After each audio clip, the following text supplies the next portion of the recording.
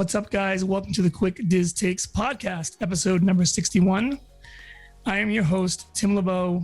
With me, as usual, is Mr. John Castano. Hello. Today, we are continuing our Exploring Disney podcast segment. And this week, we have Steve Barth from the Mickey Shorts and More podcast. Thanks for having me on the show. Absolutely. For any of you guys who are not familiar with Steve's podcast, I just want to say I find it very unique. I'm not sure there are any other podcasts that are covering these cartoons right now. And for those of you who are not familiar with the cartoons, you may be familiar with them if you have stayed at a Disney resort anytime in the last few years. They are the Mickey cartoons that you see playing in loops on your resort TV. And they are also on Disney Plus now as well. Very popular, very funny. I like how they include the parks in the cartoons as well, with a lot of little nods to different things. And Steve and his son, Keaton, will pick a particular episode and cover it in their podcast. So I will let Steve explain a little bit further what he does and why he does it. Thanks. So, yeah, I think you summarized it quite well. We have been podcasting since 2019. This is my son, who's 7. And, you know, some people think it's odd to be podcasting with a 7-year-old co-host. But to me, since we're covering the topic of Mickey Mouse, it's fun for me to get kind of both the parent perspective, which is coming from me, and the perspective of a 7-year-old, us watching these things together.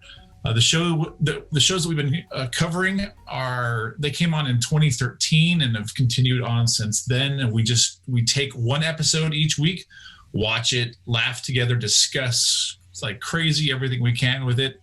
We also share, all the latest Mickey Mouse news. We have a product of the week where we're talking about some of the different consumer products out there, and we just have fun talking about Mickey Mouse and crew together. And it's made for an interesting podcasting experience, but we have a lot of fun doing it. And that's the big thing, is it gives us a chance to just talk Mickey Mouse together once a week, which actually we do pretty much every night. I mean, when we were looking at starting this show, we were watching Mickey Mouse cartoons every single night before bedtime.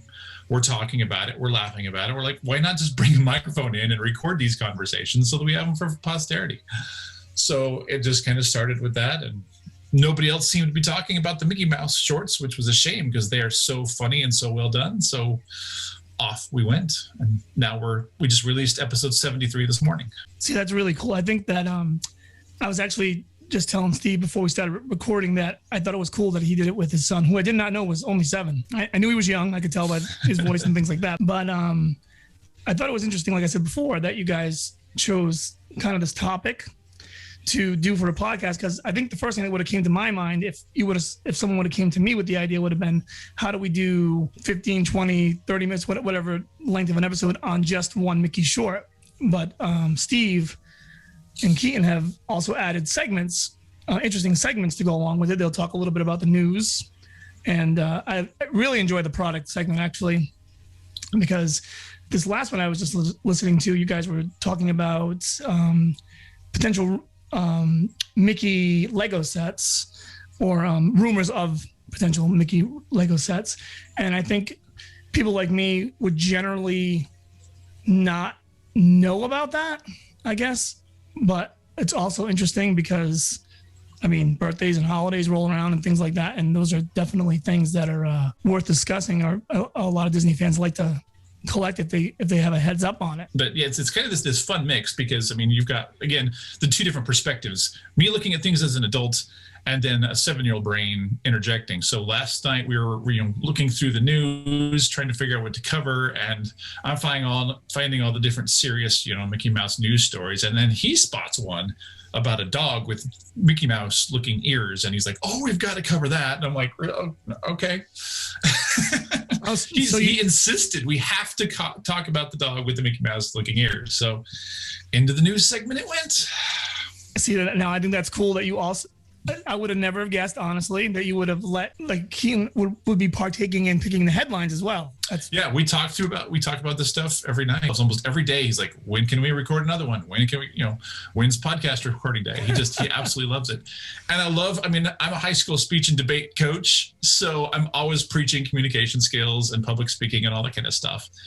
But for me, so many kids, when you say, what do you think of this? They're like, well, it's cool. And that's all you get from them.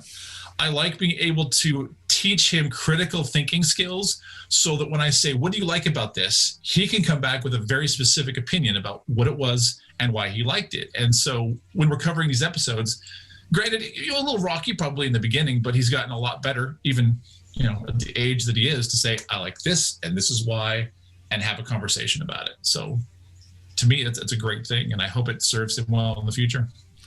I would imagine it would. I think it's funny you say that, people being like, well, that's kind of cool, or kind of like these mellow reactions that people have, because I let a lot of my family, I'm 40 years old, and they're always like, so you have a podcast about Disney, huh? And I'm like, well, yeah, I like Disney. I also like golf. If you look over my left shoulder, I like a lot of things, but I like Disney. So I talk about it and people listen. And people enjoy it. And why not share like what you enjoy? That's what I think. Anyway. Exactly. It's been a lot of fun for us, and it's fun to watch the audience grow. We're not really doing it, for building an audience. We like having those conversations together, being able to record it. I don't want to take this to a dark place. This is a nice Disney podcast, but at the same time, I like the idea that if something down the road were to happen to either one of us, we would forever have these conversations recorded of us watching all the Mickey shorts together that, we could reminisce about, look back on, and see that relationship. So, yeah, I was just going to say that's like a perfect, instead of like being in front of your kid's video camera or something to have those, but you have this year, you'll have years of moments that you can go back to, which is a very, very cool thing to have for, memories. And you don't remember so much, but at least you'll have this stuff recorded. Right. I was going to say, I have an 8 and a 6-year-old, and I couldn't imagine trying to have them sit down and record a podcast. So I was just like, I know you've done so many, and so now he's got used to it, but was it difficult to stay like on task or on the topic, those first, whatever, like do tangential things, or is he just focused on the Mickey shorts? Because mine wouldn't be. The power of editing. Yeah. But he is classic for just side tangents like crazy that you kind of have to get edited my kid out would see some it, goofy thing and tangent off of that. Like Goofy's big toe is sticking weird, and then they'd have a 10-minute conversation about his feet or something. It can definitely get like that, and I was trying to keep some of that flavor in there, but I keep him on topic, especially. Yeah, he can be all over the place, which is why when this opportunity for this podcast came up, I'm like, I'll represent the crew here to save the poor editor from all those little side tangents, and he was fine with that. So. Yeah, I had asked Steve, and he had said that. He's like, I could bring him, but he's like, it's going to be some serious editing. And I was like, well, we'll keep it simple then. I didn't, I wasn't sure how that was going to go.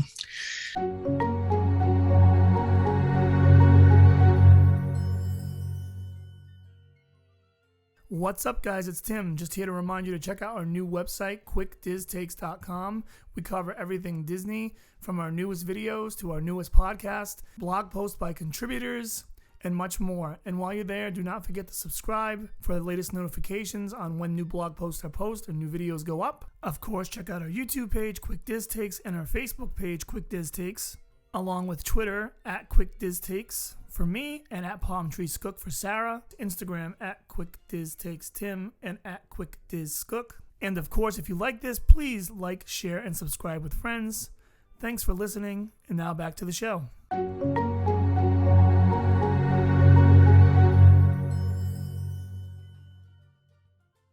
All right, so kind of, doing an inter-podcast type of thing. I didn't really know what kind of format to use tonight, so Steve and I had talked about it, and what we decided to do is, because Steve's more of a Disney World, a Disneyland kind of guy, and I know he spoke about it, being excited that it was going to be opening soon, and we're primarily only Disney World kind of guys. I figured we would name our top 3 attractions, start at number 3, and we can go one at a time and just see kind of where if there is any differences. I'm sure there will be, but you know what I mean. Let's see if all of Steve's rides, for example, reside in Disneyland or maybe not, or Disney California Adventure, and just kind of learn about some rides that I know Johnny have not been on. So, Steve, if you'd like, if you want to start us off with your number 3. Well, for starting 3 down, that means I'm going to be cheating right off the top. I'm the guest, so I'm allowed to cheat. Yep. So as I was writing down my 3, I had a really, kind of a hard time with this. My 1 and 2 were crystal clear, but coming up with 3 was, hard. So that's where I get the ability to cheat a little bit. So my 3rd favorite attraction is what I'm calling the Disney Parks Mountains in Disneyland. Splash, Space, Thunder, and Matterhorn. I don't know how to differentiate those, but I love them all for different reasons. And so that's why I'm lumping the parks or the mountains into one. Okay, so when he said he was going to cheat, Johnny, I didn't realize he was really going to cheat. Yeah. So I have to ask, if you had to pick one of those, for the most part, maybe it goes, I'm sure it probably goes back and forth depending on your visits, but which one would you say overall of the mountains do you think is the best experience? Thunder. Okay. Thunder Mountain. That's to me, it's just, it's a fun coaster. It's not a crazy coaster that's going to be so intense you can't enjoy it together. There's that right combination of good thrills, good scenery. I mean, they just do a great job of making you feel like you're out in the Old West. There's nothing like the sound of the train as it's whizzing by. It's just, I love riding it. I also love especially riding it at night. It's just a whole different experience riding it at night. So if you're coming out to Disneyland and you want to try it, definitely try it during the day, but try it again at night because it's seeing all the surrounding lights. It's just a magical, fun, thrilling experience. Now, would you say, and I know I've heard this, but would you confirm that your version in Disneyland is better than the one in Disney World? Yes, but not by a huge margin. Okay. Is it mainly? There are some rides where it's night and day, but to me they feel pretty close. Yeah, that explosion scene is probably like that whole bomb your revamped thing. I wish they would bring that over here. I was surprised when I was in Disney World really last time that they didn't have that. But yeah. So they closed down for a refurb, and I'm thinking this is a no-brainer. We're getting Disneyland's scene, and it was closed for a decent amount of time for a refurb, and next time I go back, I'm like, I'm ready, and it wasn't there. Not there.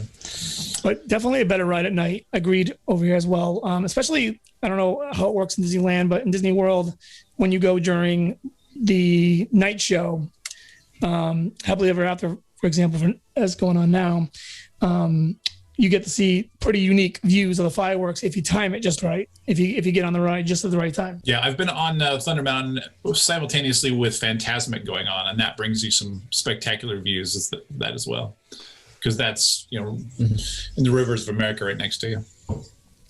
Okay, Johnny, what's your number 3?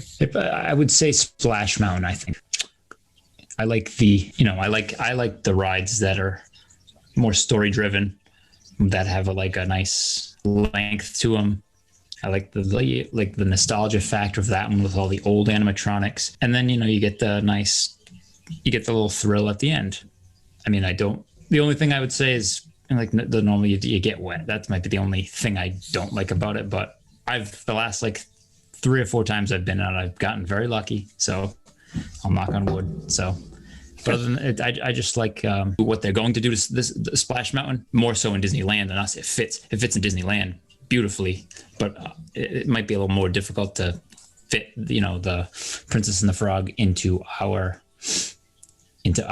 version. But I think, and I don't think they can mess up the ride at all with whatever they're going to do with that. I agree. I think the ride system with Splash Mountain is 75% of the ride right off the top, right?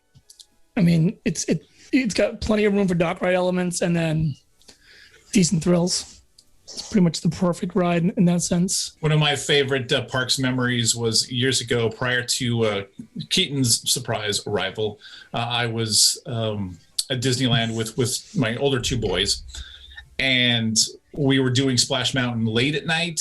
we were, like from 11:30 to midnight, and we just went and did it over and over and over again. And we knew it was the last ride of the night, so we didn't care how wet we got, because all we're going to do is walk over to the hotel. So we just, usually you're kind of protecting yourself because you're like, I don't want to get wet. I have to be in the parks the rest of the day. We're like, screw it. Let's just have fun. And we just did it like 6 times in a row and just had a ball.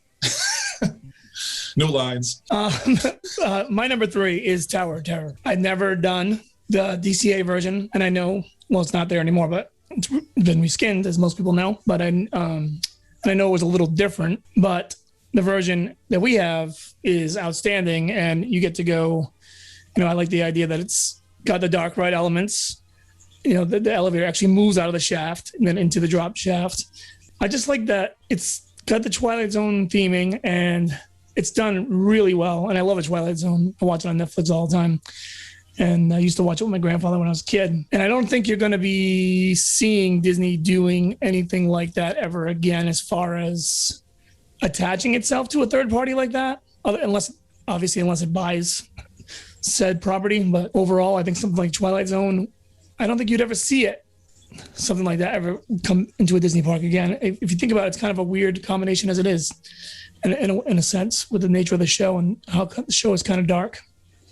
But yeah, I think it's done really well. I think the way everything they did, the Easter eggs in the lobby all the way up through the ride is just pretty much fantastic. So that is definitely 100% a top 3 for me, and my number 3 on this list. I also agree with that. Granted, my top 3 is a little bit different, but I love Tower of Terror. It's just a fun ride. When they announced the switch over here in the California version, I was really frustrated and upset by that. But I have to say, now that I've ridden Guardians of the Galaxy, that is one fantastic ride. It almost ended up on my list as well, because it's not the Tower of Terror. It's just this big party, but it's just a blast. I also like the fact that I can still go to Florida to ride Tower of Terror if I want it. Yep. And that seems like each of the locations around the world have their own little flair to it. One over in Tokyo Disney Seas has its own version of it. So even though it's the same ride mechanics, they've found different flavors in each location for it now. So you can visit all of those. All right, Steve, what do you have for number 2? Number 2, now Steve, this is the easy part. Number 2 for me is Pirates of the Caribbean. That is, for me, one of my all-time favorites. It always takes me back to when I was a kid. First time I'm at Disneyland, and I'm being amazed and wowed by everything, but we're walking down what looks like a simple street, and suddenly we're going through a door, but inside the door is a boat, and then you're getting on a boat, and you're going down a waterfall, and you're through tunnels and into a big pirate battle, and it just blew my 9-year-old mind over what's possible within space limitations. I never have looked at space the same way, because who knows what's inside that door. That little door at Disneyland, and suddenly I'm in a whole different world. And it takes me back to that magical place. I especially love the first 30 seconds of the ride, or maybe a couple minutes, but when you're in the bayou and you're slowly floating through, and you've got the kind of that eerie twilight feel, and there's fireflies and the banjo play. I love that atmosphere. That's one of my favorite places to be. Well, Johnny, just because his number 2 is mine as well, I'm going to just say it. So yeah, everything you just said, and then some. You do have the better version out west. I would say, this is going to sound funny maybe, but I think I like our queue better. But the overall ride is longer and way better in Disneyland. But yeah, I was amazed the same way. I just thought it felt like I was taken away to a different world when I was a kid, when I was on that ride. And it still feels that way in a way. It's just amazing what they can do. Just a show building and a few animatronics, some smells and some music, I guess. I don't know. I guess that's why we love Disney, right? I've heard that the Shanghai version is just absolutely mind-blowing, but it's different from the stateside parks and stuff like that. But I had a chance to be at Disneyland Paris a couple of years ago, and the version there is outstanding as well. It's one of my favorites, because they fixed some of the story issues that I have with Disneyland as far as where things are placed. You don't go from dead pirates to live pirates. It's kind of backwards. I've actually heard that about Paris too. but I was really impressed with that one. Johnny, I think everybody's 1 and 2 is like the same. See, because pirate, see, my Number 1 and number 2 are like interchangeable by the day. And today Pirates is my number 1. So I'll just say that now. But my thing with Pirates was, I think as a kid, like when you see the promotion, I don't know if it was promotional material or just commercials, but I always saw that pirate with the foot hanging over the side of the bridge. So that was like my first, like, I want to go see that dirty foot. And so it was like one of those rides I looked forward to. But then in riding it, I know I've said before on like just that when you come down that hill and you turn that corner and that room just opens up and you're in the middle of the battle, and that's just like, I don't know. It's just, I think it's, besides looking maybe at the castle, like that's just the coolest, like take your breath away moment to me, at least. So yeah, that's, I mean, it's my, today it's my number 1. I mean, last week it could have been my number 2, but I don't know, just, it's not a Disney trip if I don't go on that twice in a Magic Kingdom day. all right. Well, you can save your number 2 for last then. Probably your number 1s. Well, maybe, yeah. All right, probably. All right, Steve, what do you get for number 1?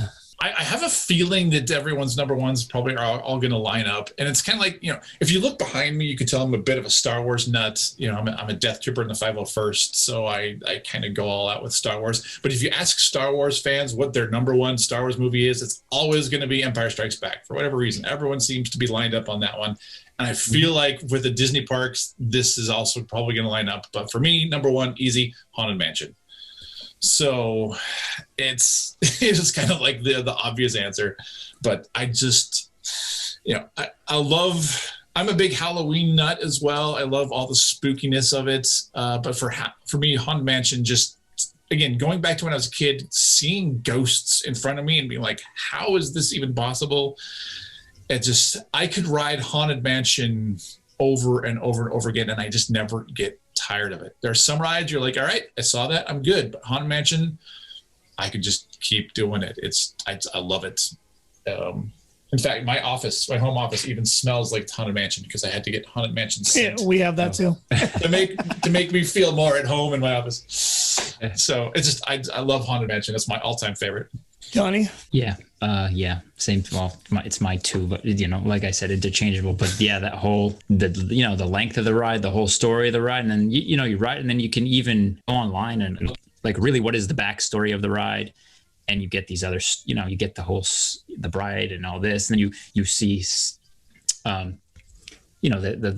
pictures and stuff of her in the attic, and then you see each picture she's got, another pearl necklace on. So you're looking into all these details every time you hear a story about it. So now it's different every time because now you're focusing on something else every single ride you go on. So it doesn't get old, but even if you didn't focus on that stuff, it's still just old timey, like that Imagineering they did back then. And now it's still perfectly relevant all these years later. And it really doesn't have any modern, it's got little modern things in it, but most of what everybody likes is that old technology and those old little tricks they played on your eyes.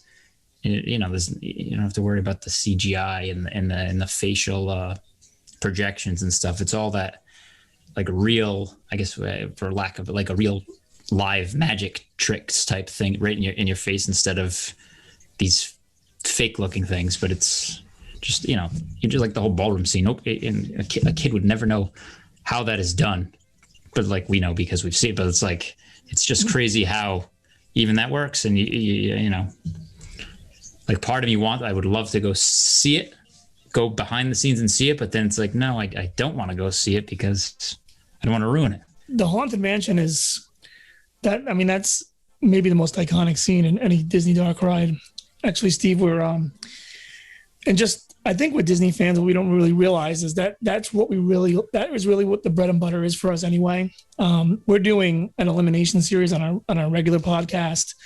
And we were laughing about it the other day because a lot of these, what we're doing basically is we're spinning a wheel, we're taking 2 attractions, whatever they are, randomly and putting them up against each other. And as time goes on, I'm looking at the list and I'm like, it just seems like the dark rides beat everything no matter what. whether it's an e-ticket, it's weird. But yeah, I was glad to hear you say Haunted Mansion, Steve, because I thought you brought Star Wars up, and I thought for a second you were going to go Rise of the Resistance on me. I was like, oh, okay. Because I did see on your Facebook. I haven't written it yet. Okay. All right. So maybe you will if we talk to you in the future. That could change things, but you will enjoy it. I'll promise you that. But our last visit was right before Rise opened, so we haven't been on it yet. Okay. Yeah. So it's a treat. You'll enjoy it. It's a treat.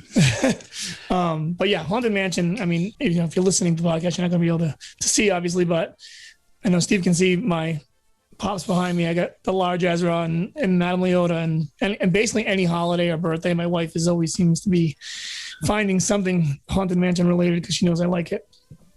And we have magnets and you name it. And every time I was telling Johnny on a podcast a couple of weeks ago, anytime I go to there, I go into the Haunted Mansion gift shop and I just want to buy the whole thing, Unfortunately, Disney's prices don't allow that, but it's got the best merchandise and just, I don't know. It's just, to me, like you said, I just never get tired of it. There's nothing else to say about it. It's just quintessential. It's what you think of when you think of what a Disney ride should be, I guess. Yeah, I even try to incorporate, like, because I'm into Halloween too. I might go crazy with my front yard. I even try to incorporate, like, I got my own bride with her hatchet out there. And, I try to incorporate little Haunted Mansion things in there. Johnny's got a shower curtain behind him. If you can see that, Steve, that's I that's why I figured that, if that's behind him, then it's quite likely we're all on the same page for that number one spot. He was telling us on the podcast a couple of weeks ago, one of his little ones does not like to shower with that curtain on. He feels like the eyes are watching him. I had to take it off the rod. There you go. But now you have it in the office. So one of the things I like about my podcast is that I can get the younger perspective. So can I bring the younger perspective in? Yeah, 100%. And what are your top three? Space Mountain, Mission Space, and Test Track. Mission Space. Mm-hmm. Is that the orange version? That's the non-spinning version. Okay, yes. I was gonna say I can't myself. I cannot handle the spinning version. You're braver than me because I won't step on that ride. Yeah. None of them. I don't. Weird version. All right. So, but why Space Mountain? Because to me it seems like it's really thrilling. That it is. He was nervous about going on it at first, but now he discovers he loves it. Mission Space. What do you remember from Mission Space? I like how it kind of feels like you're actually launching into space. Okay. And you don't have the spin associated with it. Okay. And what about Test Track? I like Test Track because it's like the fastest ride in the Disney parks. That is a true fact. Yep. There you go. It knows his stuff. There's the kid's perspective, but all right, back to what you're doing. Yep, back to Mario Kart. All right. I like that. First of all, Mission Space is, I don't think you'll find that on any adult's list. No. Nope. No, that's not true, Johnny. Our very own Stephen Lanzi on our show, I believe Mission Space he said the other day was his favorite ride. So I think I stand corrected there. Now I'm thinking about it. But that's on our last Disney World trip, he made it a goal to ride Mission Space 10 times, and we pulled it off. But I wonder if he'll ever be brave enough to go on the other version. I did the other version once, and that was yeah. That I can't. I can't. No. I can't. I can do thrill rides. Spinning is just too much. Don't spin me. I can't even go on the teacups. That's too spinny. Mm-hmm. Every year that goes by, it gets harder and harder too. So there's that. They say in the opening spiel, "Don't look sideways," and that thought came to my mind when I was trying to write it. I'm like, I wonder why they say "Don't look sideways," and so I looked sideways, and then I'm like, oh, now I understand. So I've heard stories of people, even people I know at work, that were like, I went on it and then my day was ruined. I had to go back to the hotel and I just never recovered. And with that bit of information, I've just chosen never to even attempt it because I don't want to lose. If that were to happen to me, it would just be so annoying for something like that to happen on a vacation. So yeah, I'll pass. Hard pass on that one. All right. So there you go. There's the young perspective from the Mickey Shorts podcast. Yeah, and that was awesome. Thank Keaton for making a little appearance for us. And I guess anyway, we're running out of time, so we're gonna let Steve go. But before we do, Steve, if you want to give us a little plug on your show one last time, let us know, where we can, when we can expect releases and all that good information. Yeah, we typically release typically on Thursdays. It just depends on the week that we're having, but that's usually when they come out. For those that are interested in the show, they can visit www.mickeyshortsandmore.com and subscribe and listen there. You can do a quick search for us on all the social networks, on Instagram, on Facebook, on Twitter.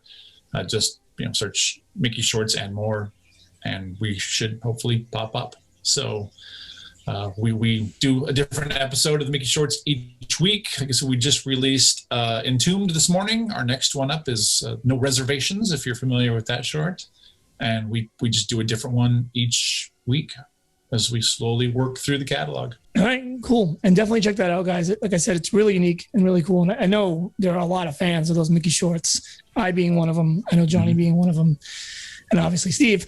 But many out there. So definitely check that out. And another good thing I wanted to throw out there when I was listening to your podcast, thinking about it, that I like, and I think many other people might like, I don't know, is that he does segments. So you have the news, you have product, obviously the review of the short, and other things that I'm probably not even aware of. But the reason why I bring this up is because I know a lot of people don't necessarily like to listen continuously to a podcast. And what I like about it is I may be doing dishes, I may get past the first segment, I'll stop it right there, catch the rest in the car, so on and so forth. And that's that's the point I'm getting at. And I think that also adds a pretty good element to it. So definitely check them out.